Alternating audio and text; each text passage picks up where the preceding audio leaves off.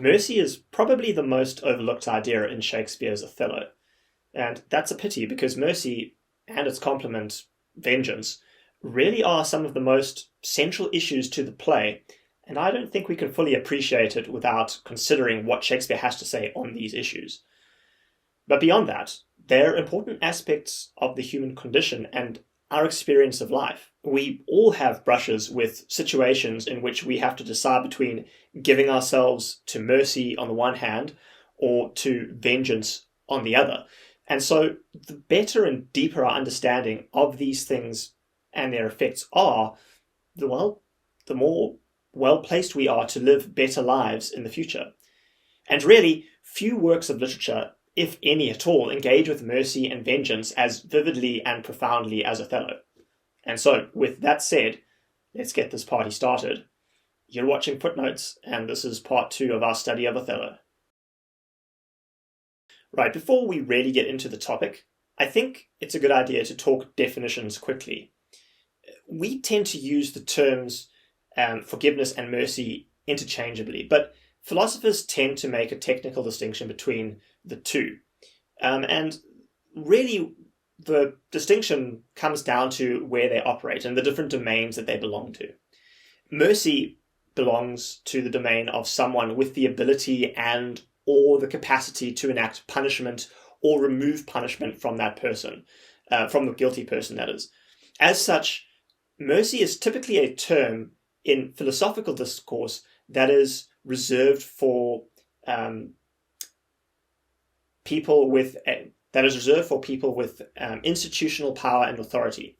By contrast, forgiveness is not something that can be extended by an organization or the state.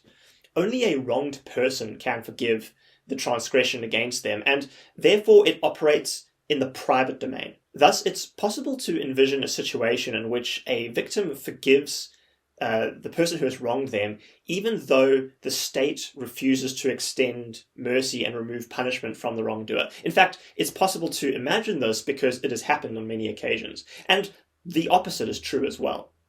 Now, this is a simplified version of the formal distinction between the two concepts, and it's suitable, I think, for our purposes to understand the two. But it's also worth noting that in common parlance, we typically use the two terms interchangeably, and we would say that even an individual can show mercy sometimes if they have the ability to wreak retribution or demand some sort of compensation from the person who has wronged them. Imagine a situation in which you've lent money to somebody. They've borrowed money from you to start a business venture. It has failed, and now they can't pay you back. You have every right to take that person to court and demand payment. You could easily do that. But you can also choose not to, and to forgive that debt. And if you were to forgive that debt, we would pretty much say that you were showing mercy towards that person.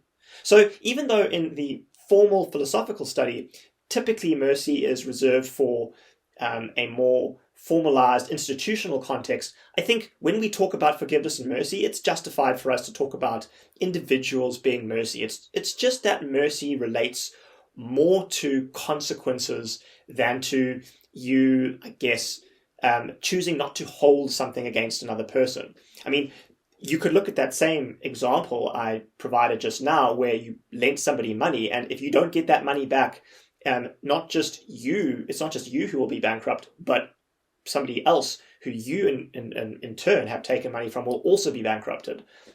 An extreme example perhaps, but for the sake of the argument, we could imagine such a situation. And then it's quite possible to forgive the other person and yet still say, but I'm going to need you to pay. And you don't forgive the debt. The debt is still owed, and you're not being merciful in the sense of relieving that debt, and yet you cannot hold it against them in a personal way. Another example we could use is if somebody can be merciful if a person has wronged them and they have the opportunity and ability to take revenge. If you have that ability, but you refuse to take revenge, and that revenge can be anything from character assassination to physical violence or whatever. But if you have that ability and you choose not to extend it, and when you almost sort of have justification or quasi-justification to do so, or at least whether you might even think that you have justification to do so. If you refuse to enact that vengeance, you are extending some degree of mercy. Maybe that's a little bit fuzzy of a distinction, but I do think that it holds. Of course, from all of that, I think the natural question that arises is whether it is better to extend mercy and forgiveness, or whether it is better to withhold mercy. And that's the question that I would invite you to consider as we discuss Othello. At first glance, it might seem surprising to make the statement that mercy is a major issue in the play. It's certainly not something that you come across in discussions of Shakespeare's Othello very often, if at all, to be honest.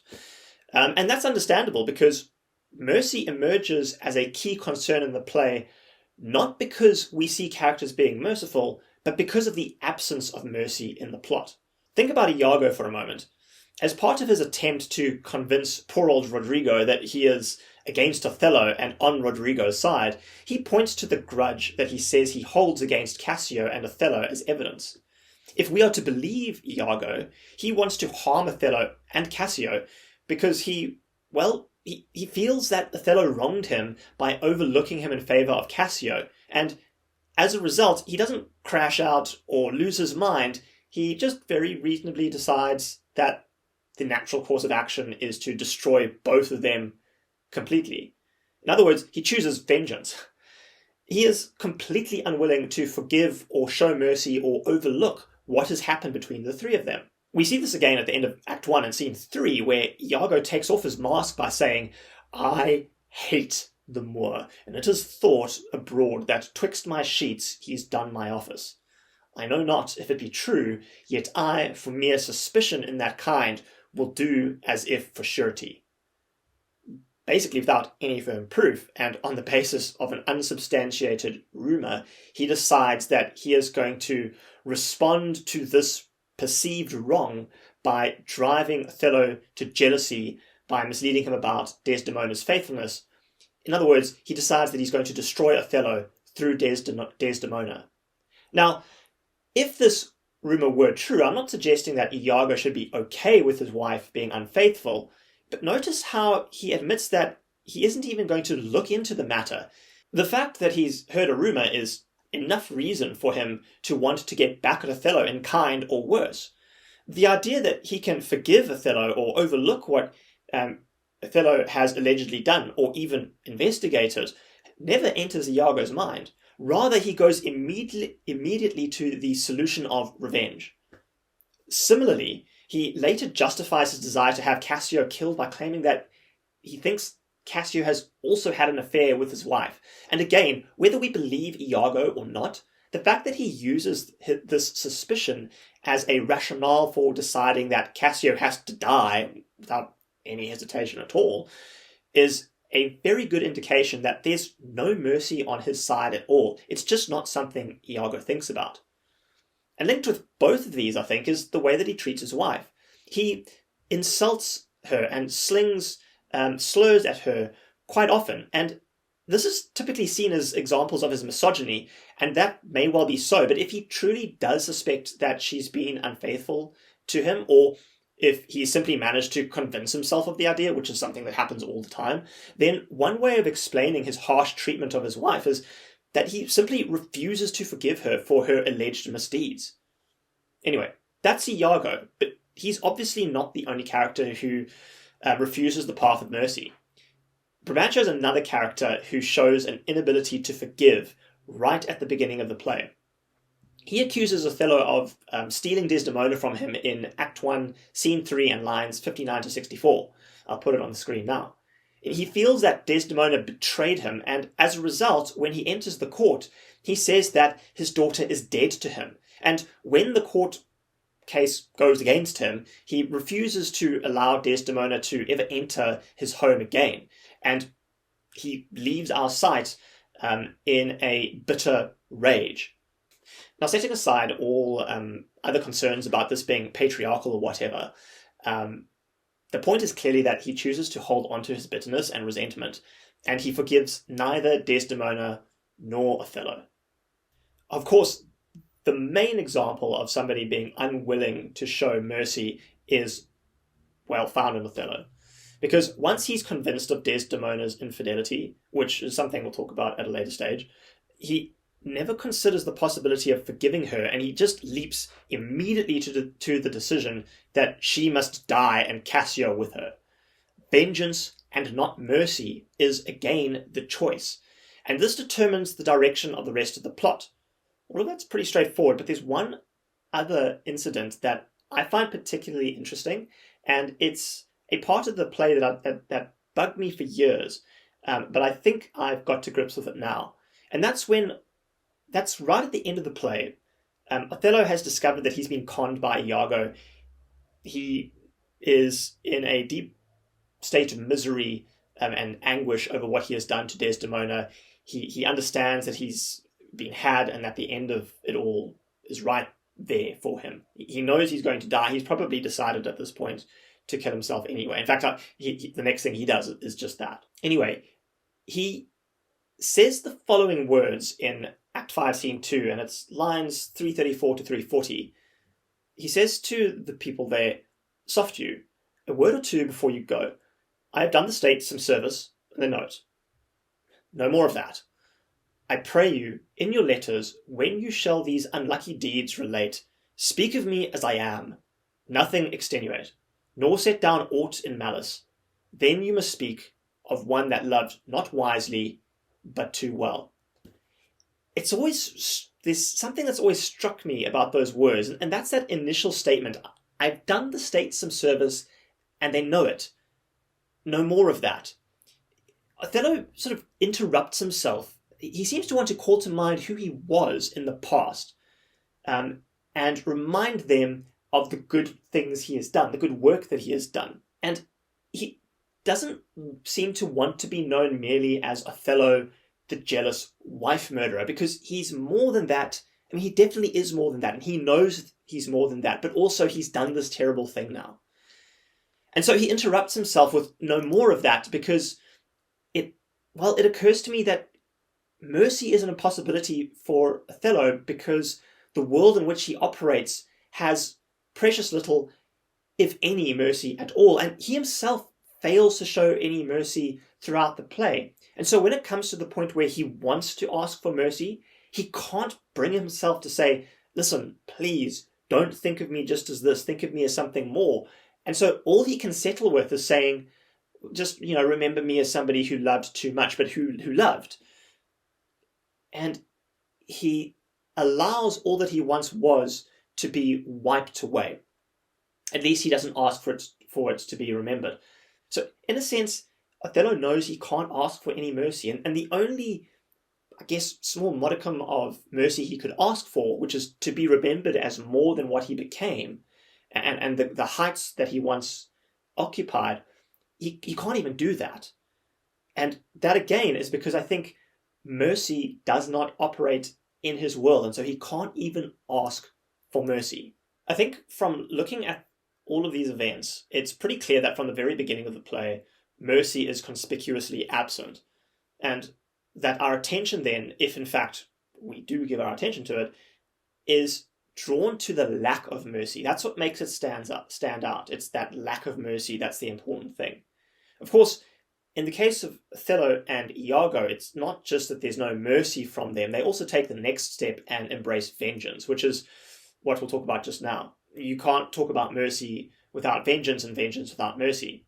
But anyway, just because we don't see examples of mercy in the play, though there is actually one which we'll get onto in a minute, that doesn't mean that there aren't important ideas about mercy encoded in the play. And these are pretty important, I think. So I want to tease out some of those ideas. The first thing I think that we simply have to consider when we think about the lack of mercy in the play is the idea that if mercy had simply been prepared to show even a smidge of mercy, and any sort of inclination to forgive the people he thought had wronged him, namely Desdemona and Cassio, that things would have ended quite differently. People often point to jealousy as being Othello's fatal flaw for those who are trying to map the tragic hero pattern onto Othello. And while it's true, Othello does give in to jealousy, and the jealousy he shows is problematic. It seems to me that his problem is more his inability to forgive and have mercy on people. It's possibly a larger problem, and at least a problem as big as the jealousy that he feels. It's the thing that really gets him into serious trouble. And perhaps we can add to it the vengeful streak that he seems to have as well. I think these are the things that cause, well, everything to go rather pear-shaped. And again, a little mercy on Othello's part would have gone a long way to avert the disaster they all faced. And it certainly would have robbed Iago's machinations of much of their force and power. I think it's similar in this way to what we see in Romeo and Juliet from Shakespeare. For all of the impulsivity of their love and perhaps over-hasty marriage and really sketchy plan to fake death, it's really the feud that causes the tragedy in that play. That is, it's the inability for the two families to forgive and reconcile, and the clinging on to the grudge that brings about the tragedy. Now, I'm not saying something prescriptive like Othello should just have been okay with his wife apparently cheating on him and just let it slide and been okay with it. That also seems pretty unreasonable to me. From Othello's perspective, he was certainly wronged, and he definitely had to do something about it, or else he would essentially have been some sort of a doormat. However, his response, and again, we'll come back to this in a moment, but his response to decide that Desi and Cass must just die, people who are very close to him, seems a bit extreme. And unless you added something like torture before the death or something like that, there really isn't anything worse he could have done to them. And so I think we are pretty justified in saying that he went for the most extreme response possibly, and even a smidge of mercy may well have, like relenting on death, for example, and maybe settling on something like, I don't know, a public shaming, as extreme as that might be. Even settling on things like that would have meant that things didn't take as drastic a turn as they did. And the truth would obviously have come out if he had tried to do something like that, and the story would have been very different indeed. And because of that, I want to suggest the idea that in Shakespeare's Othello, we can draw the conclusion that at very least, the inability to forgive or show mercy brings about chaos and tragedy, just as it does in Shakespeare's Romeo and Juliet. And I think this is also something we see in Brabantio's character as well. And this is why, by the way, the seemingly unimportant detail of Brabantio's death as the result of a broken heart of all things is included in Act 5, Scene 2 in lines 203 to 205. The last we saw of Brabantio, he left the stage in high distemper and great bitterness, refusing to forgive and reconcile. And as a result, he carries the bitterness of that with him, and it kills him. He dies of it. An alternative for Brabantio would have been forgiveness, however grudging that forgiveness was. And that forgiveness, at very least, even if it was grudging, would have brought about the possibility of reconciliation and future happiness. But by choosing to hold on to his grief, he really does lose his daughter and any chance of a relationship with her. By choosing to hold on to the wrong that he thinks was done to him, well, he gets trapped in bitterness and dies. I think it's the most vivid image of that old saying that refusing to forgive and holding on to a grudge is like drinking poison and expecting the other person to die. And so the insight here, I think, is that without forgiveness, the possibility of a happy ending disappears, and that there can only be tragedy. Or, to put it in a different way, if you refuse to forgive, you're almost guaranteeing tragedy and chaos and a bad ending. Now, if we take that a step further, that would seem to suggest that forgiveness and mercy is a necessary precondition for a good or happy ending to any story, and indeed to life itself. Now, notice there, I do say it's a precondition to the possibility of this, because it doesn't seem to me that it's a guarantee, but it at least provides the opportunity for that. And I actually think that this is something that emerges in Othello through the relationship between Bianca and Cassio. Now, I must say that I find their relationship somewhat ambiguous, and it's a tricky one to analyze. We're not going to fully analyze it now. We'll do that perhaps at a later stage in another video. But what I will say is that after Bianca storms back to face Cassio, convinced that the handkerchief he's asked her to copy is that of another lover, of course we know that it's a plant from Iago and it's Desdemona's handkerchief. She storms back, convinced that he's being unfaithful to her, but she relents and gives him the opportunity to return to her and choose her. Now, again, their relationship is ambiguous, and we never see what happens between the two. But it does serve as an important point of contrast to Othello's reaction to Desdemona's apparent infidelity. Not only because she doesn't leap to wanting to take revenge, but also she leaves open the possibility of a relationship and a happy ending for them. And that puts her in a position in which she is able to learn that Cassio really wasn't seeing anybody else, which is guaranteed to happen when the truth comes out about the handkerchief, as it does at the end of the play.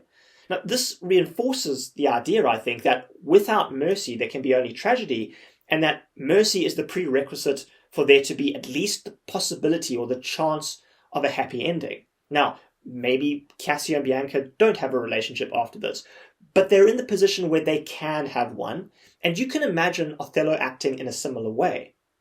It's also, I think, at this point, brief side note, worth considering the kind of double that we have in Cassio and Bianca's relationship with Desdemona and Othello's. Shakespeare loves to create pairs of contrasts, and it's always a good idea to pay attention to those. Anyway, this is actually an idea that we can find outside of Shakespeare as well.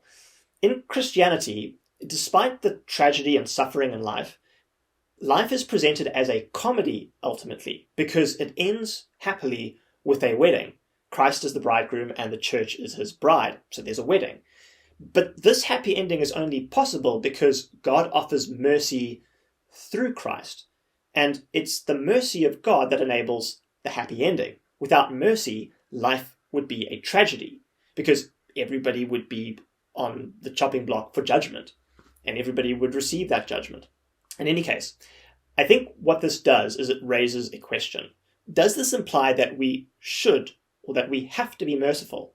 At very least, Shakespeare implies that being merciful prevents tragedy for you and enables a good end.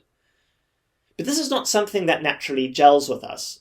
After all, we tend to think, what about justice? If I've been wronged, my first instinct is probably to get angry. Maybe I'm a bad person, but that seems to me to be what most people respond with. We tend to think that we deserve some sort of justice, that it's not right that we are harmed and the other person gets away with it. So the idea that we should be merciful, well, it's not something that we're okay with straight away. There's just something that responds quite strongly against the idea of forgiving, or at least the obligation to forgive, and the expectation that you show mercy towards other people. I mean, a brief search of the internet will show you that people respond pretty strongly online, and if you've ever suggested to a friend that they should probably forgive the person who's wronged them, you'll know that it doesn't go down all that well all the time. We don't seem to like forgiveness. But notice, Shakespeare's not making a moral argument here. He's simply bringing out the idea that it's just a bare fact of the world, that if you don't show forgiveness and if you aren't a merciful person, you're ultimately putting yourself in a situation that is going to be bad for you or result in bad things for you. And so it's not just that being merciful is a virtuous thing. Shakespeare suggests that it results in, positivity towards you, or at least the potential for positivity, and at very, very, very least, it stops you from encountering tragedy, at least tragedy that is self-inflicted. Anyway, I think that brings us quite nicely onto the topic of vengeance, the other side of this discussion, because both Iago and Othello choose vengeance instead of mercy, and they do so with disastrous consequences. The first thing I think that we can see in Othello about vengeance is that it ruins you and reduces you into something much less than you are, much less than you could have been, or much less than you were. consider Othello. When we meet him for the first time, he is respected by everybody. He has gained love and a beautiful wife. He has status as the admired general. He has an important role that is particularly meaningful to him.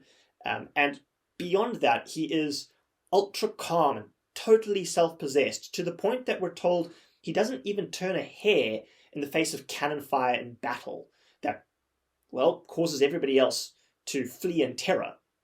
And we can believe this because in Act 1, we see him easily diffuse a potentially explosive situation when confronted by an angry mob by calming his subordinates and getting his accuser, Brabantio, to go to the Duke for a ruling. And once he arrives there, he calmly lays out his case. And all of this is from somebody who at one time was sold into slavery and climbed his way out of it.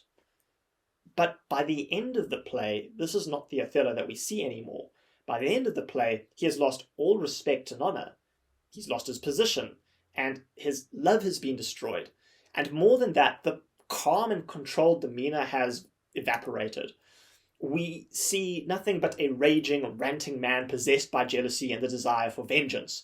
We see somebody who loses all sense of proportion and rationality, who denounces and murders his love rather than take her to the place of justice for a fair trial. And he falls, foaming at the mouth, at the feet of Othello, at the feet of Iago, the agent of his own downfall. It's quite a pathetic picture, but it's telling as to what has happened to Othello. It's symbolic of his fall, of what vengeance has done to him.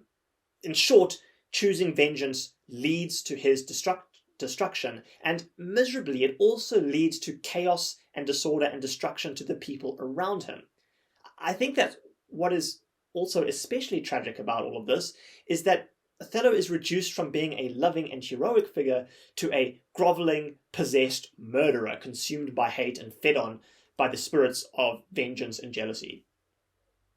And that's what choosing to refuse mercy and embrace vengeance does to you. It reduces you from what you were and what you could be to something much less, and dements you while it does that.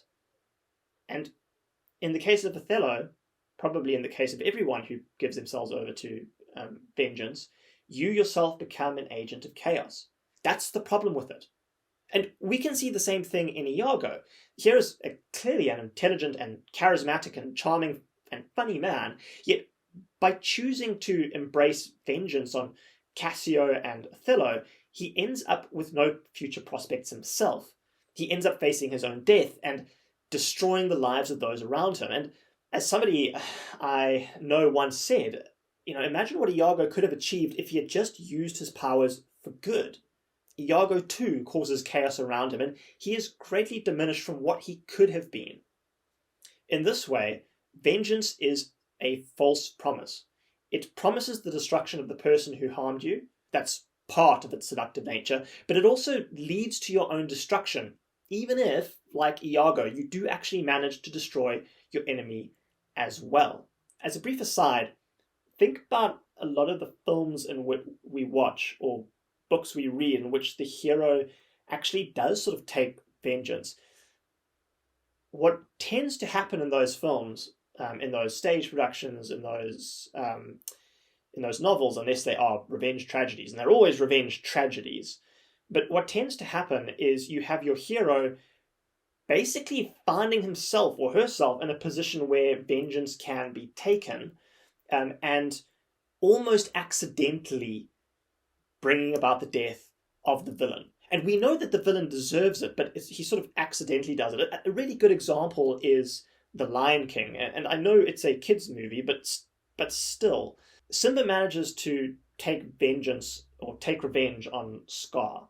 But it's not really him who kills Scar. Scar is destroyed by his own henchmen, the hyenas, and Simba just happens to have kicked him into the position where they rip him to shreds. The point there is that Simba remains pure and untainted because he himself doesn't actually deliberately do the killing. Had he simply ripped Scar's throat out from the get-go, without any chance for talking or anything, it would have diminished his character somewhat. And if you want to see an example of that, read the short story Vendetta, which is pretty horrifying in the way that revenge is taken, even if it does result in the death of a murderer. Anyway, another set of ideas about vengeance that emerges from Othello's actions is that when a person chooses to act vengefully, they typically do so with the assumption that they are in the right, have justice on their side, and understand the situation fully. But their actions show typically that they overreact and act disproportionately. Vengeance very rarely is in direct proportion to what has happened. And in this way, too, vengeance is shown to be a false promise. Think about Othello again. He certainly thinks he is justified in killing Desdemona. He says of her in Act 5 and Scene 2, it is the cause, my soul. Let me not name it to you, you chaste stars, it is the cause. Yet I'll not shed her blood, nor scar that whiter skin of hers than snow, and smooth as monumental alabaster. Yet she must die, else she'll betray more men. And when Emilia confronts him about the murder, he justifies it by saying, well, she'd turned to folly and she was a whore. Clearly then, Othello thinks that he acted correctly and rightly because he is convinced that she had been unfaithful. And it takes him realizing that he has been conned, basically, to snap out of it. The problem, though, is that even if Desdemona was unfaithful, him murdering her like this which was premeditated, seems like it was a disproportionate response. In fact, if you look at how infidelity was typically handled in Shakespeare's day, we can see that even culturally, it was disproportionate. Usually what would happen, probably the majority of the time, is that husbands in Shakespeare's day would kind of do what Iago does, and if their wives had been unfaithful, they would keep quiet about it because of the stigma and shame attached with being a cuckold. And on the occasions when it was reported, the punishment wasn't a hanging or something like that. It was public shaming on the steps of the church. And so, like I said, even in Shakespeare's day, Othello's reaction was a colossal overreaction. Yet he thinks that he is justified in his actions. And that's because he's been robbed of his peace and rational faculties by the lust for vengeance. Vengeance takes away your ability to think things through calmly and rationally. And I think the idea is that we tend to act disproportionately when pursuing revenge is something that you've probably experienced firsthand, both perhaps from overreacting against a perceived slight against yourself, and perhaps by being on the receiving end of somebody else overreacting or deciding to get their own back against you. It's very common. We all experience it. And that's why we are justified in saying that it always seems to be accompanied with a sense of justification. We think we have the right to do it. The problem here, though, is that the sense of justification is often misplaced, and not simply because it's never proportionate. Seriously, it's never an eye for an eye. It always seems to be a limb for a scratch, or something like that. A real danger about vengeance that emerges from Othello, that we see in Othello, is the way that this justification and the way that we operate while wanting to take revenge is that we tend to operate under the assumption that we have a perfect understanding of the situation and are therefore justly able to get even. But this is almost never the case. Even when things seem perfectly clear to us, there's usually something that we're overlooking, something that we're missing, even something obvious. And this is painfully clear in the case of both Brabantio and Othello. Brabantio has no real grounds for his accusations against Othello, and he resorts to accusing him of witchcraft to charm his daughter, a charge that is basically laughed out of the court. As for Othello, he thinks he understands the situation, but a simple investigation from an impartial party would have discovered and proved that his understanding was completely wrong. And yes, I know he was tricked by Iago, but that's also part of the point.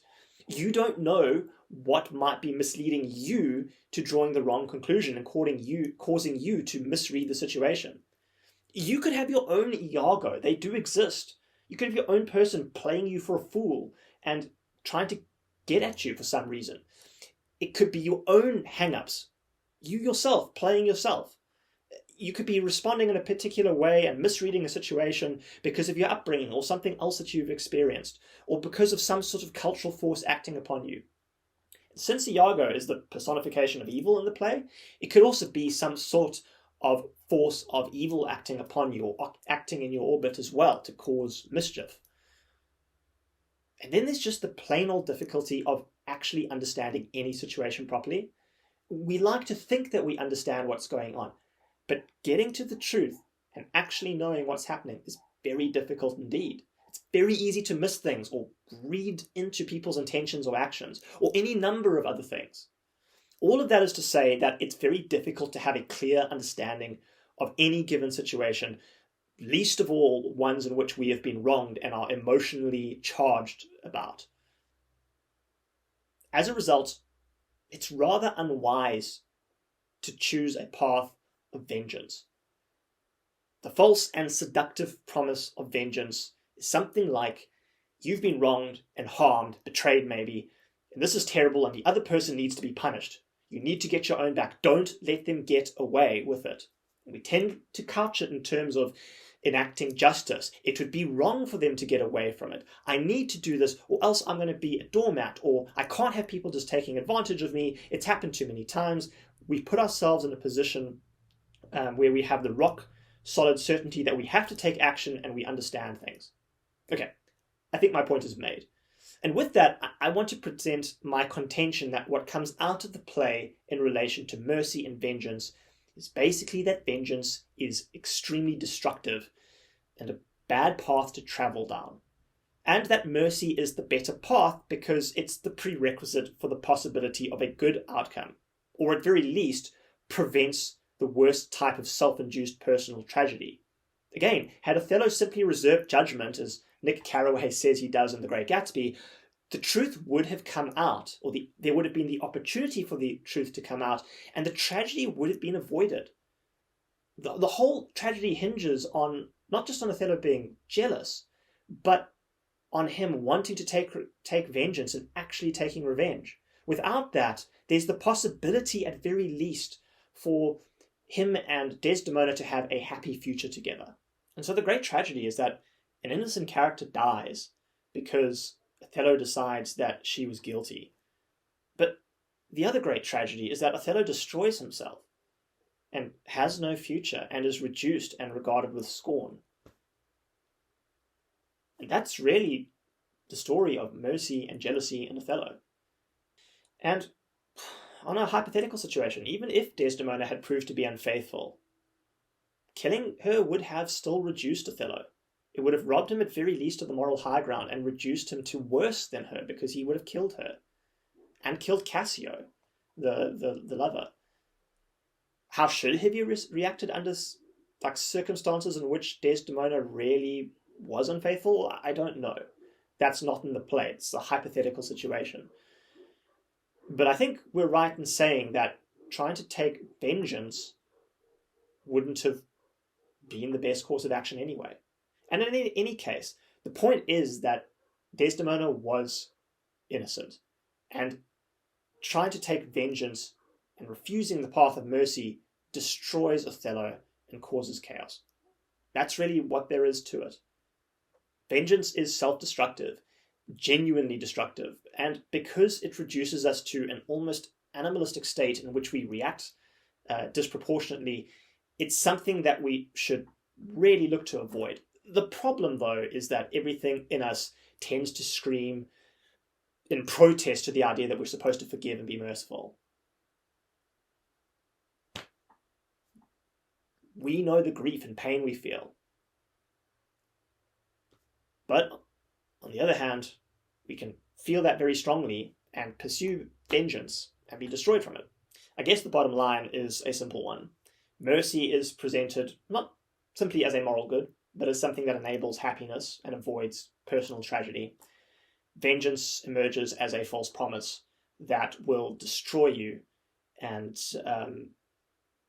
take away any sort of future prospects and reduce you into a shallow version of yourself. And that's a great tragedy. At the end of the day, the question that's presented to us is a simple one. What's the best course of action for us to take? The next time we are in a position where somebody wrongs us, or harms us, or overreacts to one of our overreactions, should we pursue a path of vengeance? Or would it be better to stand back somewhat and swallow the wrong, show mercy, overlook it, forgive the other person, and see what goes on there? It seems to me that there's only one answer. Thank you for watching this video. I hope you enjoyed it. There are going to be a number of other videos on Othello that I put out. This is going to be a series that spans at least another 6 or 7 videos in which we investigate various aspects of the play. And I hope that's going to be something that is useful to anybody who's studying the play or simply has an interest in what Shakespeare has to share about things. Thanks for watching. Have a great day.